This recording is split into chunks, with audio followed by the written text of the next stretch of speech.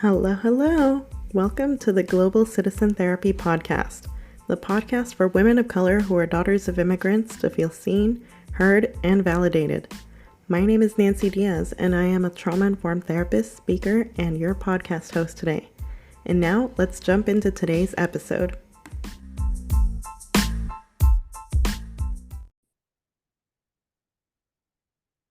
Okay, we're back. I guess it's officially been a week since I came out to the world, and I am just feeling all the love from everyone. Honestly, I couldn't have asked for a better response. I mean, you guys on Instagram, when I shared, it's been amazing. And I know a few of you listened to the podcast episode last week and shared with me that it really resonated and helped. And yes, that's exactly why I do this. I always say this, but I will say it again, that if my stories can help even one person feel seen, heard, and validated, then I have accomplished my mission. So yes, thank you all so much for being here. Today, I wanted to talk a bit about sexuality because I think that there's this common misconception, and I think that this is a really great segue from last week's episode where I talked about sexual orientation. I think that a lot of people actually confuse sexuality with sexual orientation. And I think that for a while, I thought that they were the same thing as well. And I know that sometimes people use the term sexuality to actually mean sexual orientation. But in reality, sexuality is actually just sexual feelings, attractions, behavior toward other people, and it can also be like the state of being sexual.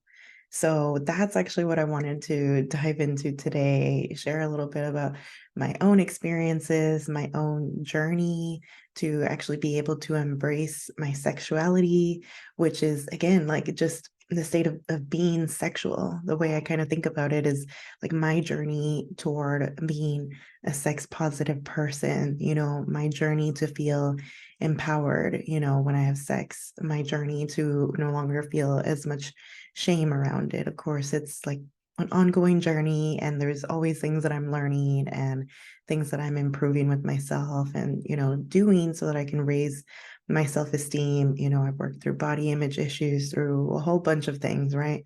So that's what we're going to dive into in today's episode.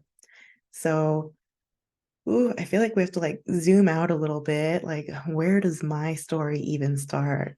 God, I feel like I was thinking about this the other day and I was like, I think it actually probably starts like at such a young age, right? So I don't know if you know this, but the amount of children of any gender who masturbate is ridiculously high, right? And I can't even remember where. It must have been in grad school during, I think it was during one of my child development classes, so that we learned this. And I remember thinking like, what? That's wild, right? Like I can't believe that. Like that seems a bit shocking that many people actually masturbate, right? Because I should have looked this up before recording, but I want to say that it was like 80% or something. Like it's a lot. And when like I think I was the only one in the room who didn't know that, like parents in the room were like, oh yeah, teacher, like people that have worked as teachers or like had done childcare, they were like, oh yeah. And I was like, what? I just don't believe it, because I'm like, I don't remember doing that when I was a kid. And I remember like my mom actually took care of quite a lot of children when I was growing up, right? And that's actually how I met my best friend, like who I had as a best friend growing up, right? I met her when I was 2 years old because my mom was looking after her while her parents went to work. And so yeah, like the entire time that we lived in Chicago, she didn't do like babysitting as much when we moved to Phoenix, but definitely like up until the age of 11, there were always like kids, especially during the summer, at the house running around with me. And I just remember thinking like, wow, hearing that statistic, thinking like that is, how could I not have ever noticed that or not had that experience? So all I want to say with that is that, there might be something, like early childhood that, and this might be the case for me and it might be the case for other people as well, where, if you grew up in a strict religious household where your parents might have been like, nope, that is wrong, that's not something that you do, then they may have told you, from a pretty young age, not to put your hand in your pants. The only thing that I do remember my mom telling me at a young age is, this is called your private parts, and you can't let anyone see it or touch it or anything like that. And I remember actually being so God, is the word ashamed? Maybe. Yeah. Yeah, I guess a bit ashamed, but mostly freaked out. Because so this best friend that I had growing up, right? She and I, like, yeah, when we were younger, we would love like bath time together. We'd like throw in all our toys and we'd have fun splashing around, playing games, like all these things, right? And then like one day it just stopped and she said, like, no, I don't want to do bath time today.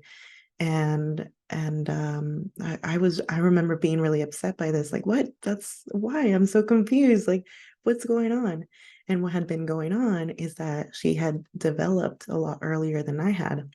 And so she was feeling embarrassed, right?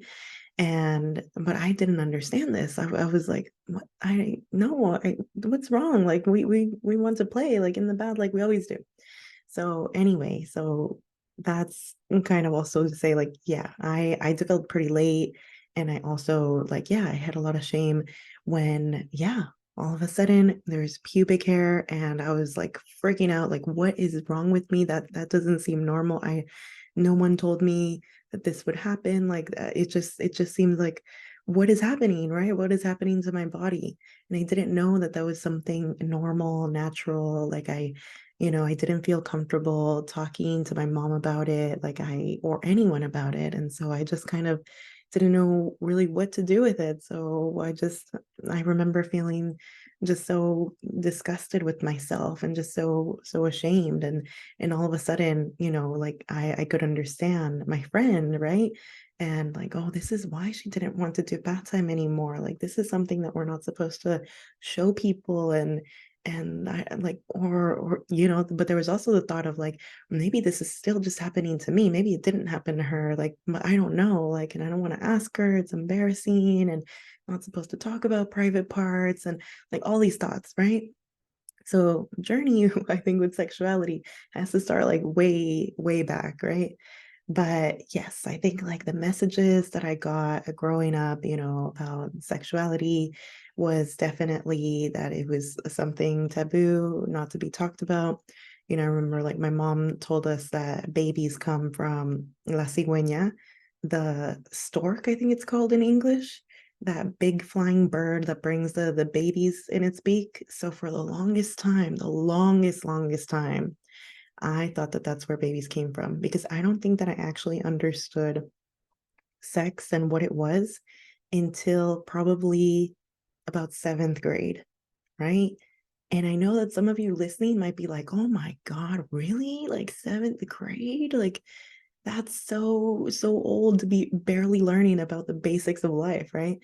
And I know that some of you are going to be listening and thinking like, wow, I didn't learn about this until way later, right? Because I've talked to some friends, and I know that they didn't actually learn about sex until they went off to college, or they were in high school. So it's definitely nothing to be ashamed of. And I think the more that we start having conversations like this, even within our friend groups, we'll start to realize like, oh my God, like this is kind of wild. And it's the same thing with periods, right? Like I've talked to a few friends who have said like, I had no idea what a period was. Like my mom didn't talk to me about it. We didn't learn about it in school. And so when they got their periods, they thought that they were going to die. They were really freaking out.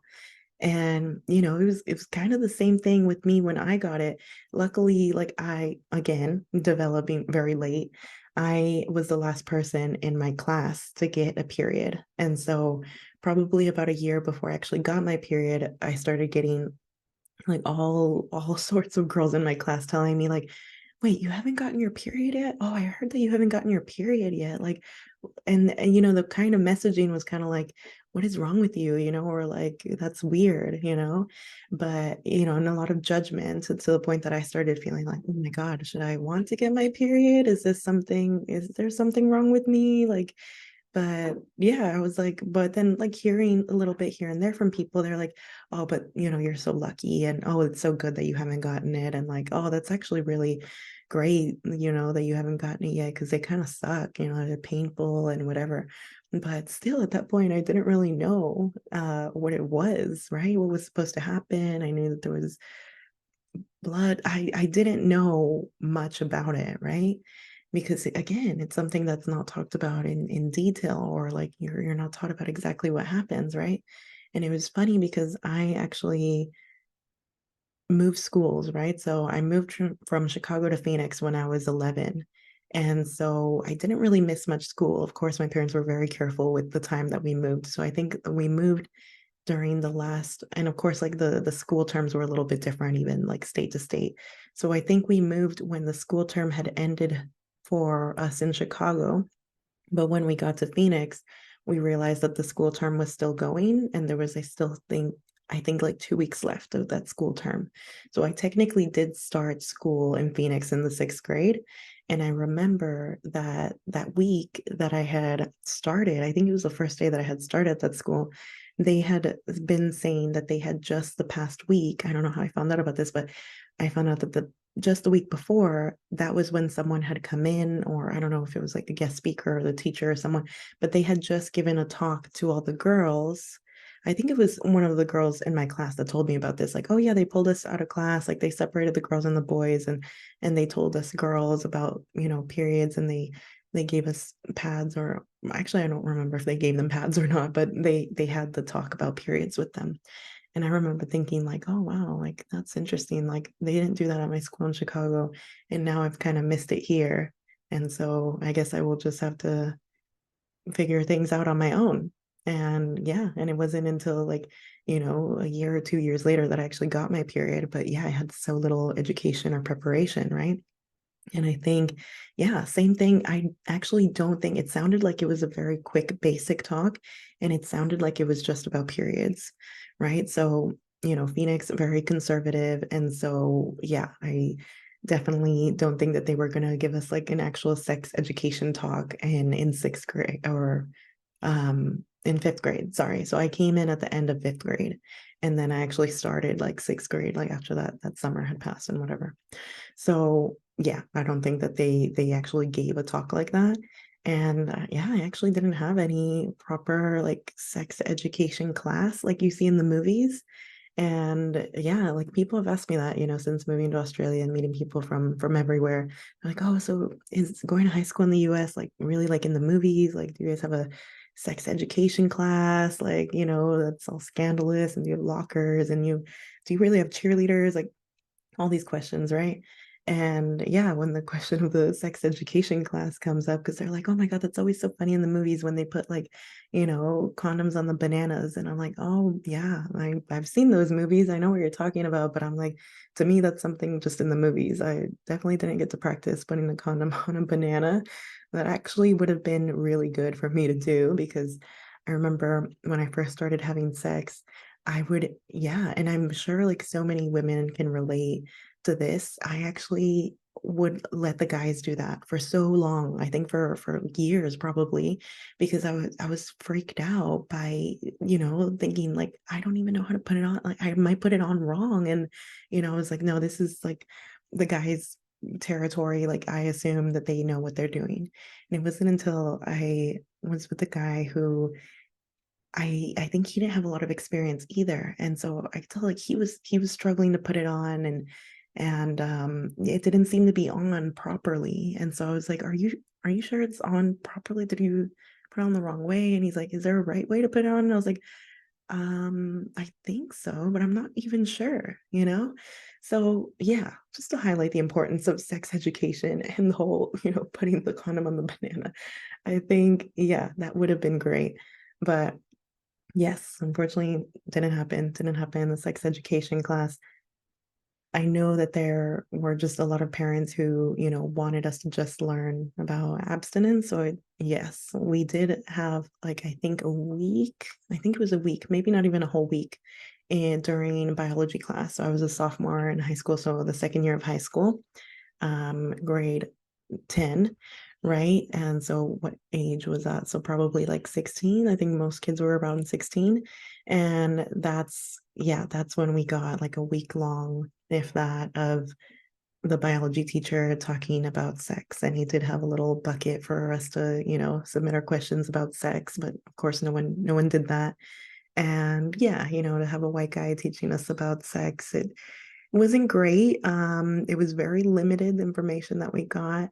I just remember that one of those days, I mean, it was just like the curriculum, I think was just a week if that. And one of those days, the entire class, like, and this blows like people's minds when I tell them this, if they're not from the US, they're like shocked that we actually have this, but we had to watch a video, yeah, like an hour-long video of like a woman giving birth.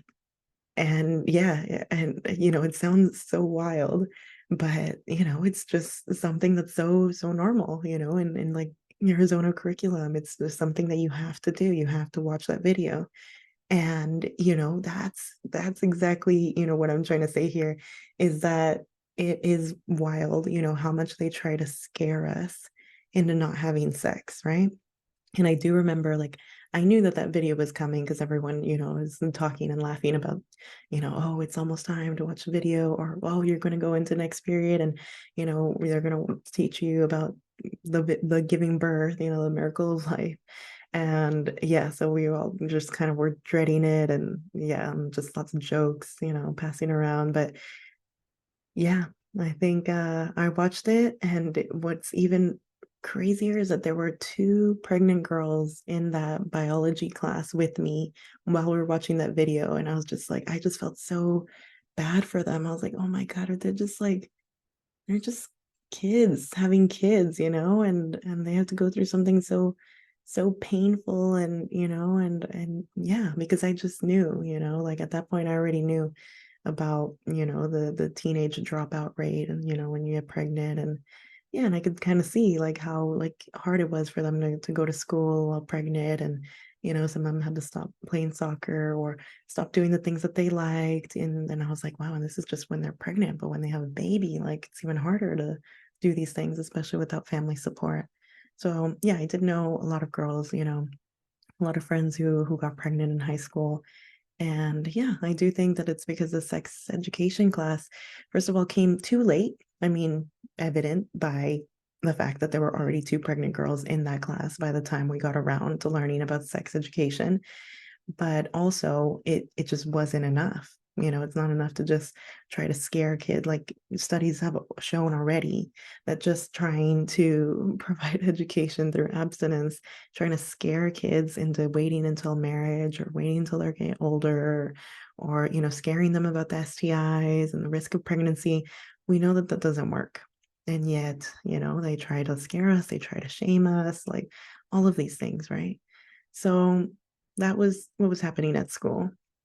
At home, the messaging that I kept getting from my mom is, to always make sure when I sit and I'm wearing a dress or a skirt to close my legs because, if anything were to happen, then the messaging was that it'd be my fault because I hadn't, closed my legs and crossed my legs when I was sitting or things like that. So there was that messaging. There was, yeah, just the messaging of, don't talk to boys, like you're not allowed to date, like you can date like after you're in college, and like all of these things, right? So that was the messaging that I was getting, that dating, that just even dating was wrong, that it was bad, right? But definitely like sex, again, like the scare tactics of, and just little things of like, oh, my mom telling me about a cousin that was pregnant. And yeah, and just the terms that they use to describe, these young girls, they're girls, right?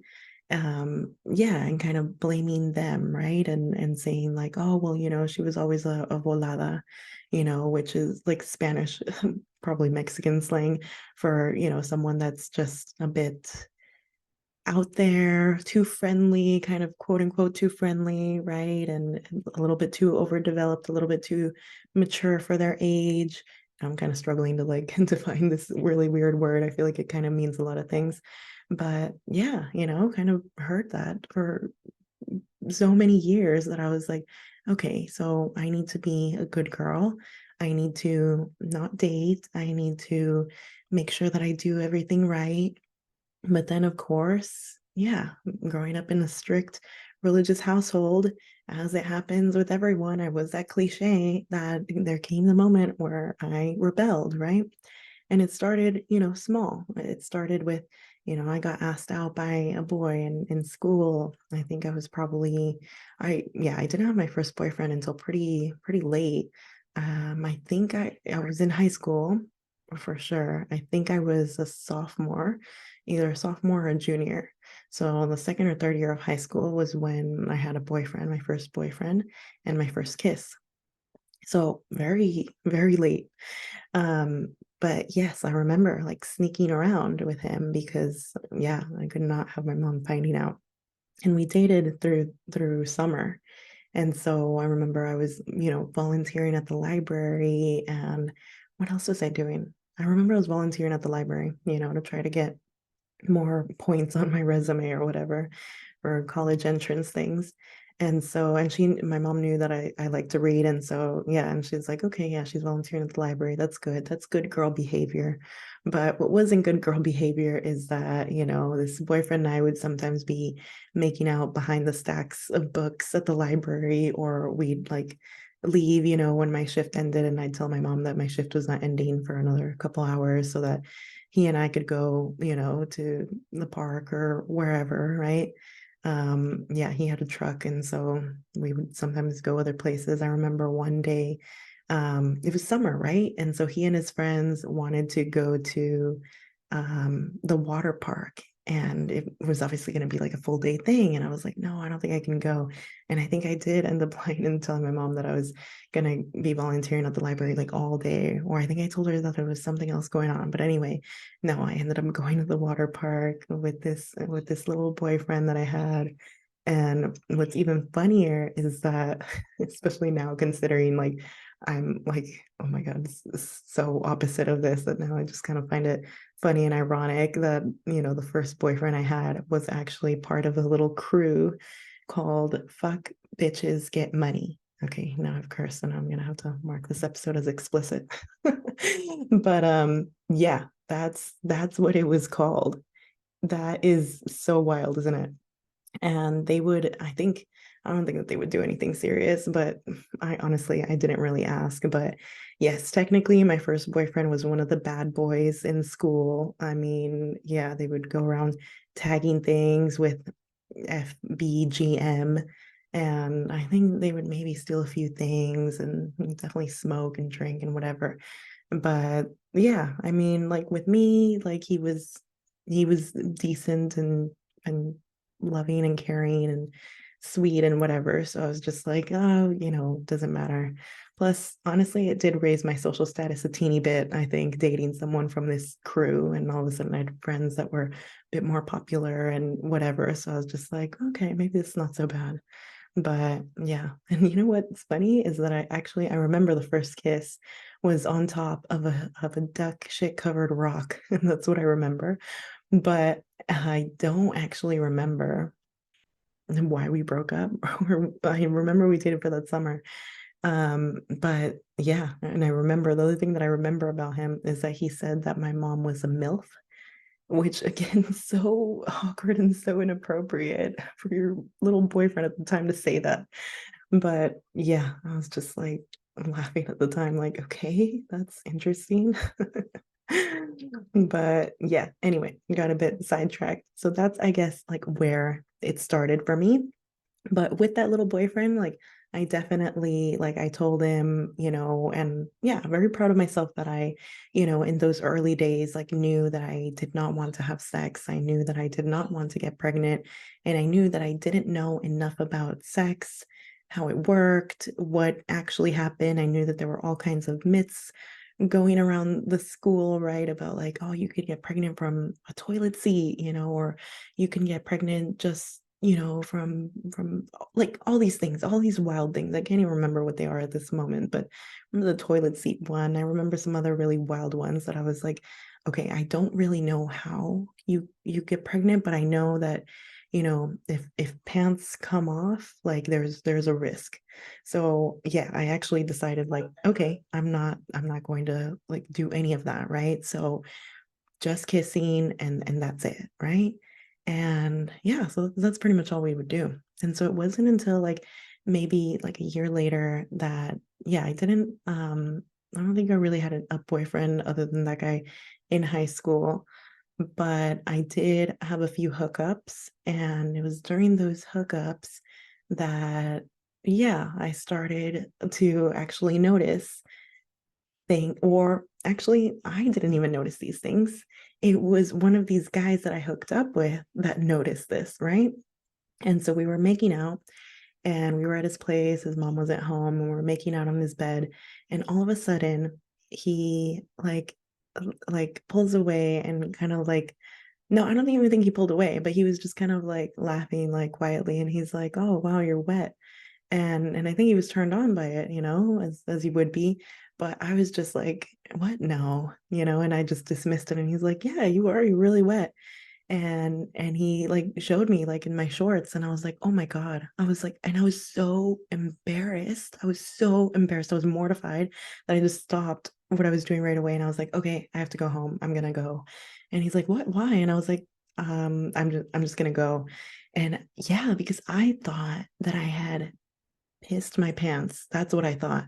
See, this is how little I knew. I knew nothing, nothing about like how the body worked, that that was natural, like nothing. And I didn't let him explain to me. And yeah, like he was another like popular guy that just I don't think was really gonna like, bother explaining to me. Probably just assumed that I knew, right? I think as you would.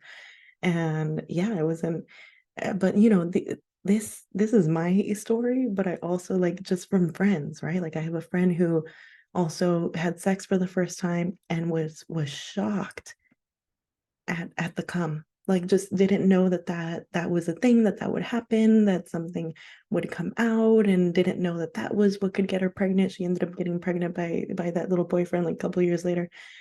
Just I know that I'm not alone in this. And I just share these stories because I don't want you to feel alone in this, but I want you to also reflect and think about your own journey with sexuality, because we all have different stories. We all have had different journeys, but I think it's really important to kind of think about like where was it that you started? How much did you even know? Where is it that you learned about these things? I mean, I don't think that I watched porn until a very mature age. Like I don't even remember. It must have been at some point in high school. Someone showed me a video, I think it was.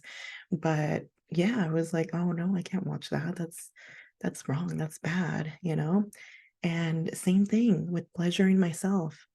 That's the messaging that I got at home, is that it's a sin, that it's bad, I shouldn't do it. And so I had never, ever, ever touched myself until I was probably, I think, 24. No, no, probably about 20. I think around that age. Maybe there had been like one or two times that I had tried it when I was like 18 or something like that, right? But no, what's crazy is that no, I lost my virginity when I was 18. Again, pretty late age, right? But I made it through all through high school. I said, if anything, I'm gonna make it all through high school without having sex. And then yeah, and then I can at least say like, okay, if I get pregnant now, then at least, I know a bit more, and yeah, at least I have a high school diploma, right? So that was kind of my thing, right? But I wanted to have sex, but I knew the risk, right? And so I didn't. But yes, I hadn't actually touched myself. I had thought like, okay, it's bad enough that I'm having sex now, and but no, it somehow feels even more wrong, and even more like a sin, and even dirtier, and even more shameful, and even more disgusting that I am touching myself. So I'm not going to do that, right? So that was kind of my thinking. Plus, I also kind of thought, I was like, well, I'm now seeing that all of a sudden, I bloomed, and, like these guys, they find me attractive, and, I'm hooking up with guys that are, good looking, and they're, willing to like have sex with me. So I guess like they can do the pleasuring for me, right? And that's where I will get it, right? So, yes, very problematic way of thinking, because no, these guys, most of them didn't know what they were doing at all, especially at that age, right? And so, yeah, and as we know, or maybe you don't know, so I will share in case I haven't shared this, or you haven't listened to an episode where I have shared this, I can't remember, but something like 70% of women need clit stimulation in order to orgasm. So, yeah, that's 70% of women who are not going to have an orgasm just from penetration alone. So, most guys I find don't know that. And especially when they're younger, they don't know that. So, yes, I spent years and years without ever having had an orgasm because of that, right? And I spent years and years thinking that sex was supposed to be something like enjoyable, but there was something kind of wrong with me if I wasn't enjoying the penetration and orgasming, right? And somehow at some point, I think all girls and women learn to fake an orgasm, right? And it's through porn, isn't it? I mean, that's where I was like, okay, so I think I'm supposed to moan and pretend to enjoy it, even though actually it's kind of hurting, like the thrusting is maybe hurting or whatever, but I'm supposed to pretend to enjoy it because then he will enjoy it. And this is the thing, is that my thinking was always about the guy. Is he enjoying it? Am I good? I remember like when I dated my second boyfriend, my first boyfriend, like as an adult, right? And I had turned 18 and just graduated. I met him and we started dating. And yeah, I remember that it was just very, very interesting with him, right? Because I was very, very much wanting to please him, and very like, oh my God, I can't believe like he said that I'm good in bed. I can't believe that I'm so good in bed that he's bragging about me to his friends. I thought that that was a win. I felt good about myself because he was saying to his friends that I was great at giving blowjobs, that I was great at like doing all this, like, and yeah, and I felt good about myself. When in reality, like now looking back, I'm like, that is kind of wild. That is kind of where my self-esteem came from at that point in time, is from being able to literally please a man in the bedroom when I wasn't getting much out of it, you know? And yeah, so it actually, and yeah, even through that whole relationship, I just kept thinking like, no, pleasuring myself, that's not something that I should do. Like that's something that's, his job, and I'm supposed to get pleasure just from pleasing him, right? And just from the penetration. And that's how sex works. And that's all I knew, right? And so fast forward a couple years later, anyway, he and I broke up. We were separated for, or sorry, not separated. I was single for I think 2 years before I met my next boyfriend. And this boyfriend actually was the one who was like, what, you've never played with yourself? Like, no, it's so good. Like it's so good for you. Like you need to like explore your body, be comfortable with your body, like want you to feel confident in your body, and just, like free to be yourself, and like, yeah, experience some pleasure and have an orgasm. So yeah, I didn't have an orgasm until we started dating. And yeah, I think I must have been 23 when I started dating him, something like that. So yeah, and it took a lot of convincing. He had to convince me. And it was, what's crazy too here is that the way that he convinced me finally to give it a try, to try pleasuring myself, the way that he convinced me is by saying like, I think it's so hot, I want you to, like, that is such a turn on. And as soon as it became about like, okay, well, I would be pleasing him, and if I do this, then okay, I will do it. And so I started doing it and I was like, wow, okay, this is interesting.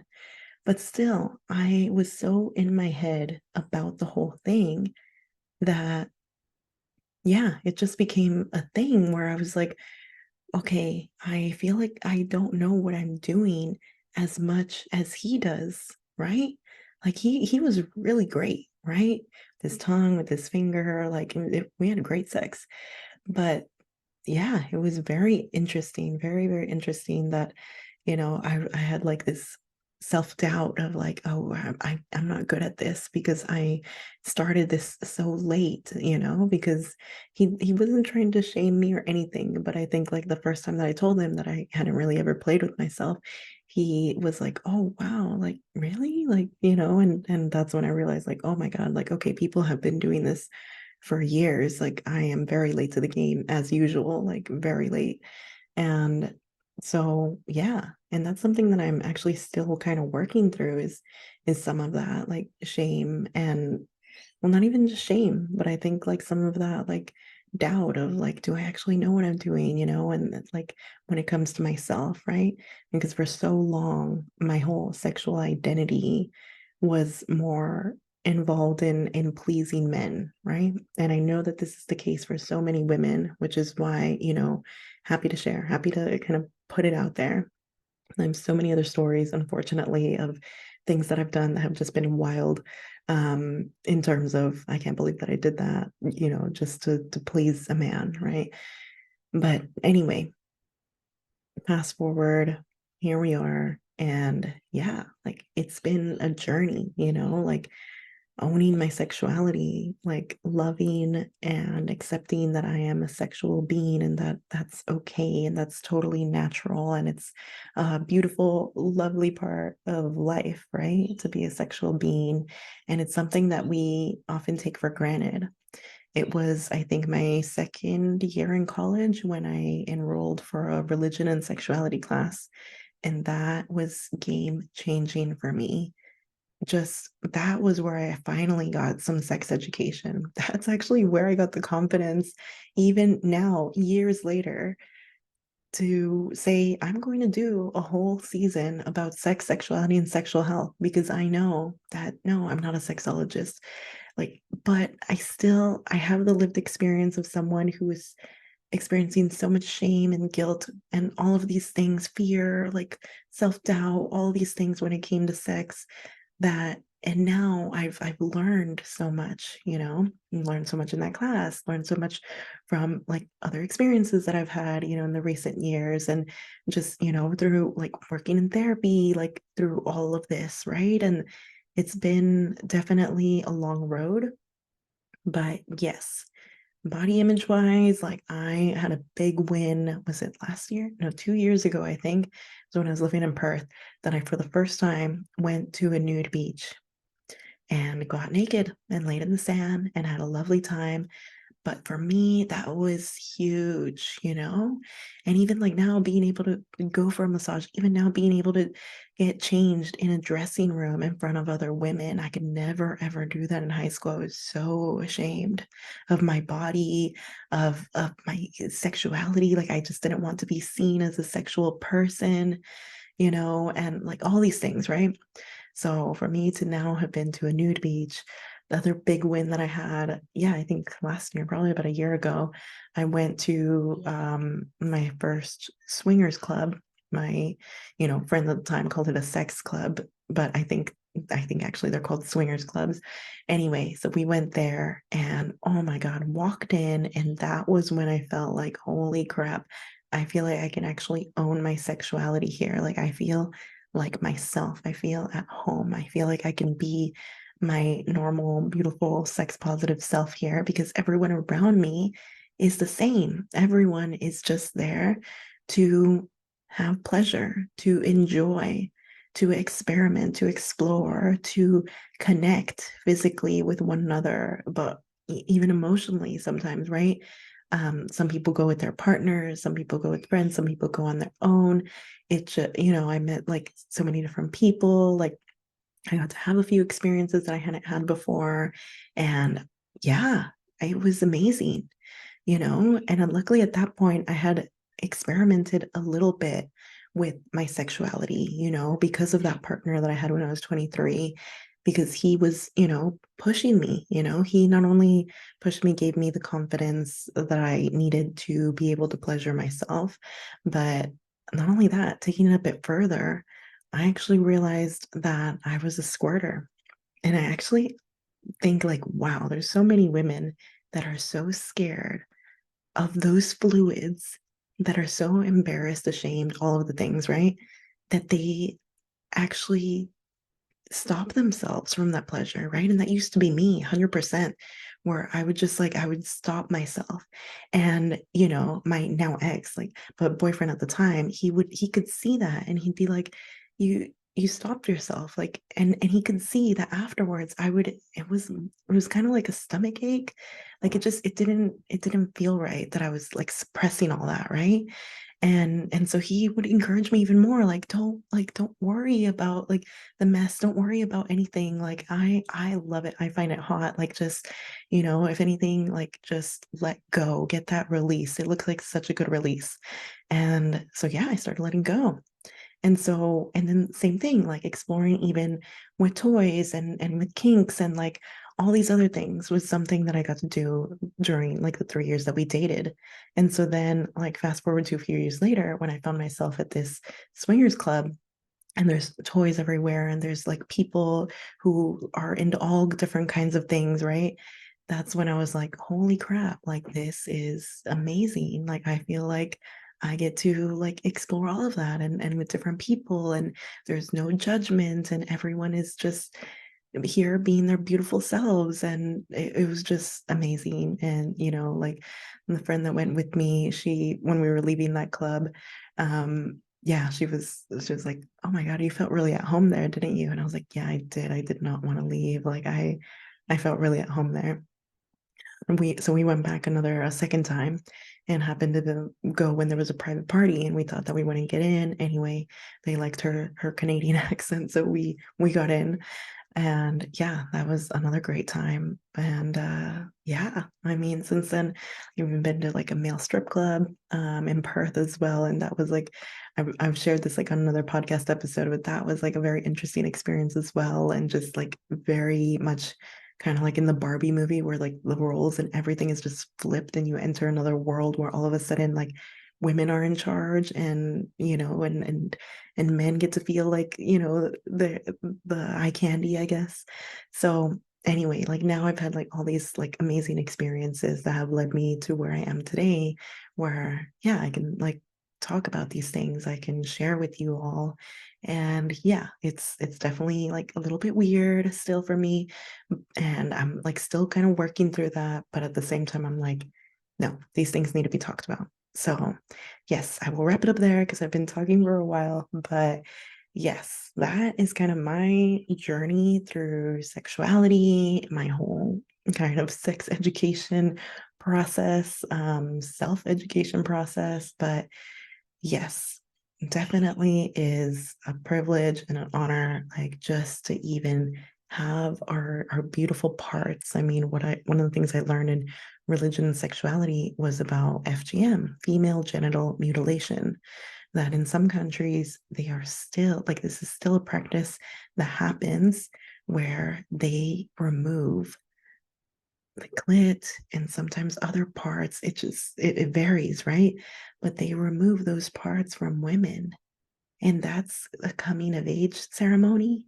But sometimes it's done to young girls, and sometimes I think even babies. And it just broke my heart reading about this, and reading the stories of women who had that done to them when they were younger, and now couldn't have sex without it being painful. And that's just one example. But I've also, had clients tell me that they don't know why sex is painful, but sex is painful for them. I had a few friends share that as well. And so if you are able to experience pleasure and get joy from sex and have orgasms, just remember that that is a privilege. It's a beautiful privilege and honor, and you shouldn't feel ashamed about it, right? And if you are still on the journey where you're navigating through some of the shame and guilt and all of these things, especially if there's religion thrown in there, like, please reach out to me. You can schedule consultation calls, see if we're going to be a good fit, but don't suffer in silence. I mean, I just know I wasted so many years of my life thinking all kinds of incorrect things about sex and about pleasure and how it should only be about the man and, all these things, right? So I'm now like opening myself up, right, to other ways of seeing sex. And it's been beautiful. It's been a beautiful journey. It's been a hard one, of course, in some ways, right? But yes, definitely worth it. So I will leave it there for now. I still have so much more I could have said about this, but I will leave it there for now. And I hope that you tune in next week. All right. Take care, everyone.